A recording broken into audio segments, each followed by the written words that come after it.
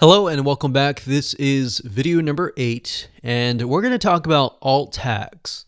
So alt tags are tags that are associated with a image and they're located in the code that tells Google or other search engines what your image is all about.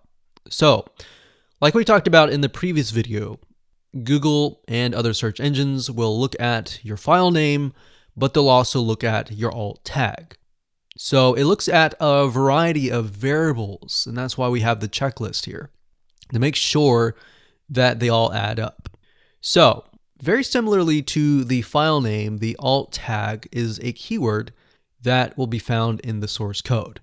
Now, to give you a better idea, what I'm going to do here is use a very similar example that we used in the previous video with the chicken noodle soup. So what I like to do is to reverse engineer it, is simply go to Google, type in the keyword that you want, find the image, which we clicked on that, and then we landed here. And then remember, we right-clicked and we opened the image in a new tab. The reason why I do this for this specific task is to get an idea of what the file name is. So what I want to do is simply copy that. Now, if you're using WordPress, which this lady here is definitely using WordPress, WordPress can sometimes take your image and then, of course, create many different sizes and formats so that depending on the device that you're using, it will show that image. So that shows Google that they are indeed different platform friendly, meaning different mobile phones, different computers, different operating systems, different computer monitor sizes. So we can see that here. What we want to do is we want to right click and then click on view page source. Now, I just want to prepare you and say, don't be scared. You're going to see a lot of code that may look unfamiliar to you, but don't freak out, okay? It's actually a lot simpler as it looks. I'm just showing this to you so that you have a better idea of how it works and why it works, right? So we're going to click on view page source and we're going to get this. I went ahead and did it because it takes a few seconds. That way you don't have to wait. So what we're going to do now is try to find that image. So the reason why I looked at the file name was so that I could get the file name. And now I'm going to do a search.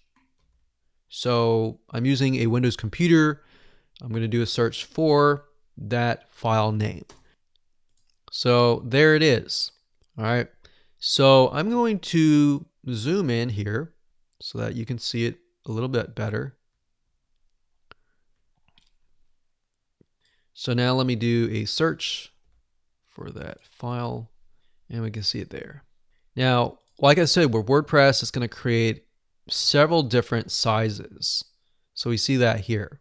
But if we scroll up, and I'm going to make this a little bit smaller, like that. All right. So if we take a look at the image tag is always going to start with this sign, img space class equals how you want it aligned and the image source, which is this. And then of course you have the alt tag.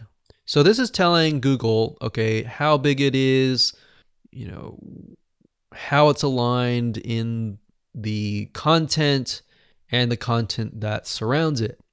So in other words, when Google comes to your site, they're not really looking at your site, they're really looking at the code. So this is what they're looking at. Now we see alt equals easy 30-minute homemade chicken noodle soup. Stash, classic, comforting, and tastes just like grandma made, but way easier and faster. This soup is amazing and it'll be your new favorite recipe. Now, what's funny about this is they are using the keyword inside it, but it's really a description. So in hindsight 2020, this looks like more natural. It doesn't look keyword stuffy or like they're trying to game the system. It's simply something that somebody would write right off the bat. Now we can see the image size and all that. Now, that's the alt tag. right? So 30-minute homemade chicken noodle soup. And that was in the beginning, and you want to make sure that the keyword is in the beginning. Now, if we do this again, let's just go back over here and reverse engineer again. And this time I am going to click the second one. So we'll click visit. I'm going to keep an eye on that image. So I believe that's this one here. Let's just take a look. Yeah. Bread on top, butter on the right. There we go. So that's the image that we're dealing with. And of course, I'm going to right click, open image in new tab to kind of get an idea of what we're dealing with. Now, obviously this one's long, but it says 30-minute chicken noodle soup. So remember how we talked about when you're naming your files that if you have a space to make sure that you use hyphens, they did that. 30-minute chicken noodle soup. And of course, they put a bunch of information that just tells Google what it is, like the size and all that. But they could have kept it simple and they would have gotten the exact same. Now, if we go back here, we want to figure out what the alt tag is, right? So click no thanks, right click, view page source, and we know the image is at the very top, right? So what I'm going to do, since it's so long, I'm just going to copy the first part of it, close this down, and let's take a look. So we can see that this is here. Now this is part of the metadata. So let's scroll down further.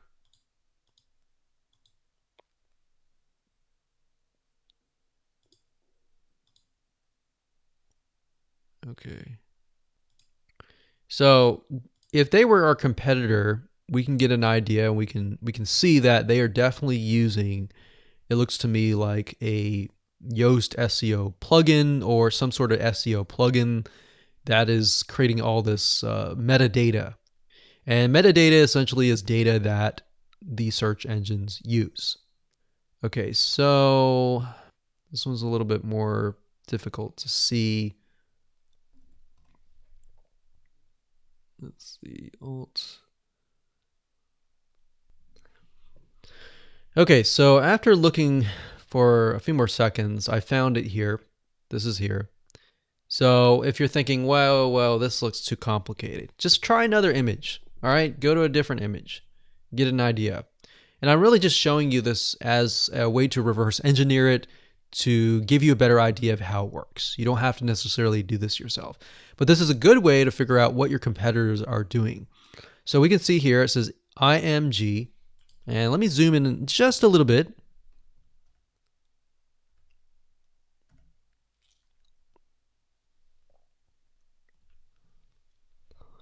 And we can see IMG SRC. SRC means source. The image source equals this. This is the file name. And then the alt equals 30-minute chicken noodle soup. And that's what we typed in, 30-minute chicken soup recipe. So it's not exact, but it's very, very similar. And that's why all these different variables that are surrounding the image, like the recipe and all that, those actually will help you rank on many, many different keywords versus just one. So I'm very sure that this specific site is ranked on not just one, but many, 10, 20, 30 different keywords that are related.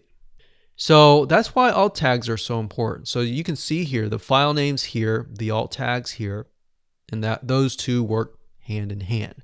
Now, depending on what platform you're using, if you're using HTML, you're going to have to edit the alt tag yourself. But if you're using something like WordPress, it's very easy. As long as you're using something like Yoast, all you have to do is click on the image, and with Yoast, it'll give you the image details like this, and it'll say alternate text. So alternative text is what alt tag means, and you enter that here. So this, in this case, will be the 30-minute chicken noodle soup. And of course, you can put dash if you want to.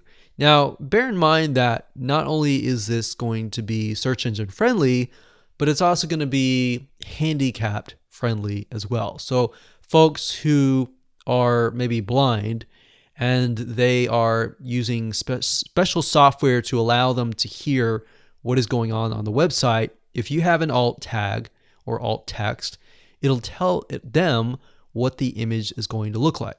So you could be more descriptive, essentially.